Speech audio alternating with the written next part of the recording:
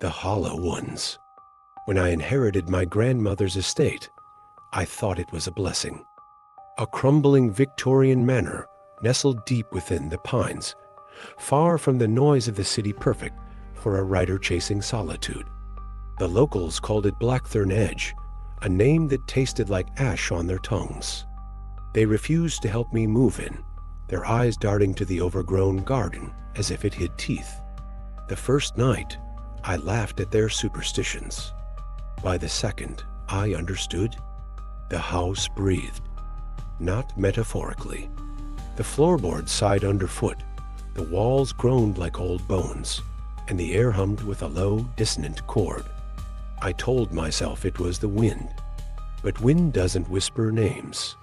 It began in the library, a room frozen in time, its shelves sagging under leather-bound tomes and dust-coated curios. I found the journal tucked behind a portrait of a stern-faced woman, my great-aunt Eleanor. Her entries were frantic, ink-blotted like tears. They speak through the walls, not voices, sounds. Whispers that aren't words, but hunger. Father says it's the house settling. Liar. He hears them too. That night, I woke to a cold hand brushing my ankle. I jerked upright, but the room was empty. On the floor, a single word gouged into the wood. Listen.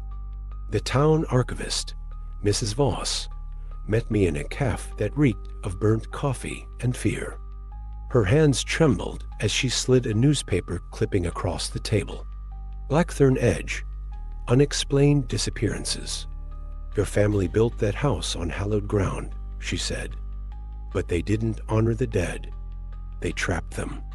The hollow one's spirits born from grief, rage, betrayal. They live in the spaces between walls. And once they taste your fear, she trailed off, her gaze darting to my wrist. 3 faint scratches, red and raised, curved like claws. The basement door wasn't on any blueprint. I found it behind a moth-eaten tapestry, its handle icy. The room beyond was a nightmare chapel. Black candles, symbols carved into stone, and a mirror draped in chains. My reflection stared back, but wrong eyes hollow, mouth stretched in a silent scream. Then the whispers began, not from the walls, from me. You're one of us now, my reflection mouthed. Mrs. Voss returned with a leather-bound grimoire. The only way to banish them is to give them what they crave, a memory. A piece of your soul, she warned me not to hesitate. Choose a happy moment. Let them devour it, or they'll take everything. I lit the candles, recited the incantation, and closed my eyes, clutching a photo of my mother. The air thickened. Shadows pooled like oil, and the whispers crescendoed into a roar. Give us her. I woke on the basement floor, the photo gone. The scratches on my wrist had spread, branching like veins. The house felt quieter, but the silence was worse, a predator holding its breath. That's when I saw them. Figures pressed against the walls, their shapes warping the wallpaper. No faces, just voids where eyes should be. They trailed me room to room, their hunger a physical weight. Mrs. Voss's voice echoed in my head.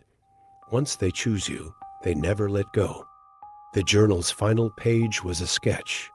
Eleanor, her mouth sewn shut, hands clawing at the walls.